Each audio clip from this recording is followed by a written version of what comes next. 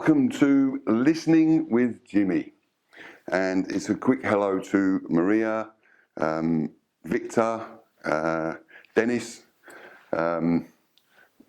Marina. This is all for you guys. Now, you requested me to make things a little bit different with a bit of a twist, and I've got a guest with us today, all the way from Ireland. All the way from Ireland. My name is Ciaran. With a name called Ciaran, which is that an Irish name? Irish name, yeah. So more of an Irish name, yeah? Yeah, Irish name, yeah. Don't worry about that. So, what's it like in Ireland? Tell the students a little bit about what Ireland's like. Yeah, I love Ireland personally. I think it's very beautiful. I come from an average Irish family.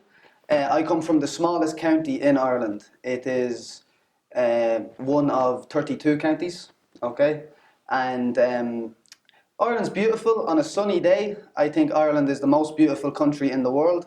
But he would say that. He's Irish. But the sun is rare in Ireland. Maybe 2 weeks of a year. It's a bit like England. Bit like England, exactly. Yeah, exactly. We have a lot in common, us and the English. Yeah. So, what made you start travelling? Well, it began in 2018. I was seeing a girl from Ireland, and we both went to Thailand and Vietnam, and we only spent 3 weeks traveling because that's all the time we could get off work.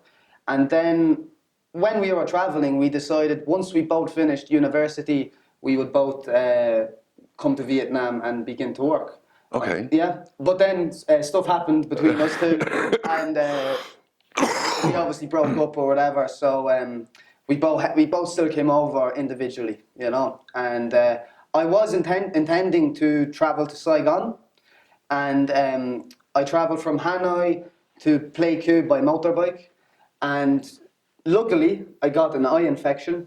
Luckily, yeah, because I wouldn't be here if I didn't. Oh, really? Yeah, I was going to Saigon. Oh, okay. Yeah, I was going to Saigon, and I got the eye infection, so I had to stay in Pleiku.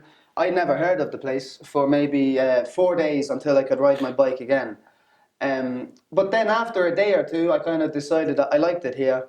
I looked for a job, and within a week, I had a job teaching. Yeah. So you're here now in Pleiku teaching, but we won't talk about teaching because teaching is boring. Boring. I'm sick of it. So, what do you do? What do you do for your own pleasure? Yeah. My main hobby is in Vietnam currently it's Muay Thai, which is a combat sport. I began training MMA in Ireland over 5 years ago, and what is MMA? MMA stands for Mixed Martial Arts. Okay. And it is a combination of all martial arts from every country, every discipline. Is that like karate, judo, boxing, taekwondo, wrestling, Brazilian jiu-jitsu, which is the one I focused more on, right? Which is a grappling, like sambo, which is very popular in Russia.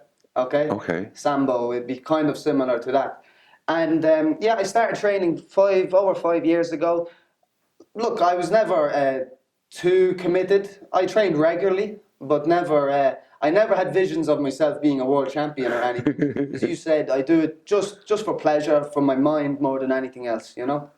But you do that now here? I do Muay Thai here now, which comes from Thailand, but I have had experience in kickboxing, which is very similar. Muay Thai in Thai means the art of 8 limbs. So you have two hands. Art of 8 limbs. 8 limbs. Yeah. So you have 2 feet, 2 knees, 2 elbows, and 2 hands. Yeah. Oh, that's your 8 limbs. That's your 8 limbs. Yeah. I thought a limb was like an arm or a leg. Maybe it's lost in translation a little bit. Okay. So you're trained by a Vietnamese? Yeah, a Vietnamese man, Trung. When as I said, jiu-jitsu, Brazilian jiu-jitsu was the one I was committed to the most. But when I came to play Q, I quickly noticed there is no jiu-jitsu or MMA gyms. Okay, but I was happy enough to see a Muay Thai gym because I do rate it very highly as a martial art. So my master, as we would call him, is yeah, he's very experienced. He's fought all over Vietnam, headlined many shows. He's about 30 years old, and yeah, it's an interesting experience because he speaks no English. So Okay. if he doesn't speak any English, how do you know? I think I'm lucky in the sense that I've had quite a bit of experience training. Yeah. Okay. Okay. No, that's not to say I don't like. I'm still very bad at it, but but there is something to be said for learning by doing and seeing, than by learning just being told. You know what I mean? Yeah. Like I'm just literally looking at movements And copying. and copying them more so than trying to decipher them in my mind. You know. Well, it's easier that way, isn't it? You wouldn't have thought so, really. To be like you're not the first person to say that to me. How can you learn if there's no communication verbally? But yeah, I find it easy that way, and it's kind of nice. I just show up. We train early most mornings, like 5:30 a.m. and no talking really. Just Get on with it. Just gonna bang in, do it, job done. Yeah, no messing. No, it's not. So that's what you do as a hobby. That's look, for years I played other sports and that, but I got into it I just finished secondary school, which would be high school to most of the world, I suppose. I was 17, yeah. Yeah. I started university and or college, and a friend of mine, a good friend of mine, one of my best friends, his brother, you could call one of the OGs of MMA in Ireland. Oh, okay. He was a good boxer, and he was one of the early guys in Ireland to begin MMA. Yeah, it's quite a new sport in Ireland, generally. Yeah. And so this was my best friend's brother. And I'd always wanted to try it. My dad was a good boxer, and for years I wanted to do boxing, but I never just really got into it, you know. I was always playing Gaelic football, which is a sport from Ireland. And so one day I said, all right, I'm just going to go and try it. And I got there, and I always would have considered myself like a hardy enough boy, like playing football, Gaelic football, and strong enough. And I was, say, 72 kilogram, and I had guys that were 55 kilogram, choking me, strangling me, and I quickly learned, okay, there's something to learn here. Yeah, size doesn't necessarily matter, you know. No, for sure. And what are your thoughts on Vietnam? What do you think of being in Vietnam? Yeah, I consider myself very lucky, actually, to just be specifically in Vietnam, considering the coronavirus. And you can't leave. I can't leave, so I have to like it, you know. No choice. No, but I consider myself lucky. I literally got my job just before the coronavirus came. That was like 2 or 3 weeks before. Just blessed. I was blessed to for that to happen. Vietnam as a place is great. I really do. I like Pleiku. As I said, I never made it to Saigon, but I've had experience in the bigger cities coming down. And there is something nice about the community here in Pleiku. It's a lot more intimate, a lot more friendly, I think, because you're not just another number either. Like, you know, if you're in Saigon, like... Yeah, you are just another foreigner. And I think we have a good crew here. Like, we all live along the same road, majority of us. Yeah, the colony. Yeah. But no, I really do enjoy it, yeah. And what's your favourite thing about Vietnam? My favourite thing is, well, I do love motorbikes, okay? Yeah. And it's actually nice being part of a culture where motorbikes are such a big part of the culture. But, of course, everybody knows driving motorbikes isn't exactly a safe thing to do 10 times a day. Especially in Vietnam. In Vietnam, I mean, in Ireland it'd be fine. Yeah, in England it'd be fine. But in Vietnam it can be a bit crazy, the driving. Not much logic, I don't think. No, they don't know how to use mirrors.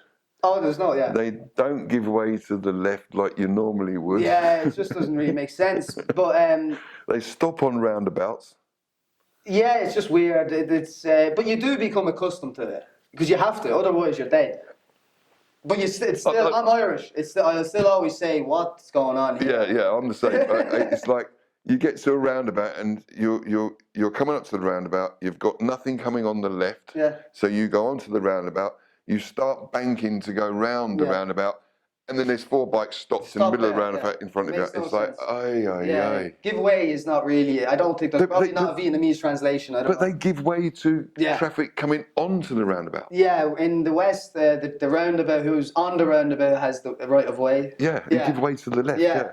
And which suits when I'm coming onto the roundabout. That they give me way, but yeah, it doesn't make sense. It really doesn't make sense. But no, I just like the lifestyle here. We have a good crew of people. It's cheap. It is cheap, yeah. Like, cost of living is low. Cost of living's low. I'm enjoying. Actually enjoy the teaching. I know we don't want to talk too much about that, but yeah, it's great at my own house, like same as yourself, and it's an opportunity that I just wouldn't have at this age in Ireland, you know.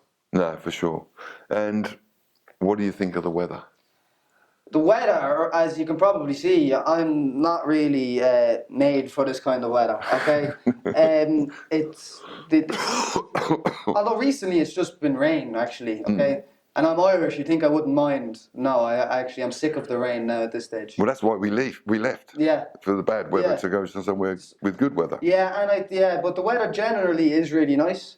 It can be tough though, like if you need to be dressed well, and you know, and you're teaching, you're jumping around, and it's raining. Oh, yeah, you know. Oy. But I think we're nearly out of the rainy season, so. I think January. Yeah, like I arrived in Playcool in the middle of December last year, and it was I didn't see any rain for a couple of months. It's soon as Chinese New Year comes. Yeah. The rain's completely finished. Yeah, we'll have a few street parties then. Well, we'll organise something we'll for sure. Something going, for sure. Yeah. Well, thanks for coming on as a guest onto onto the listening practice. Yeah, I hope they can understand me okay. Well, let's hope it's a little bit difficult. Yeah, I'm sure it will be. Yeah. I'm sure it will be. And I shall see you later. Later, yeah. And I'll see you guys later too. We'll see you on the next listening practice. Bye. Goodbye. Bye.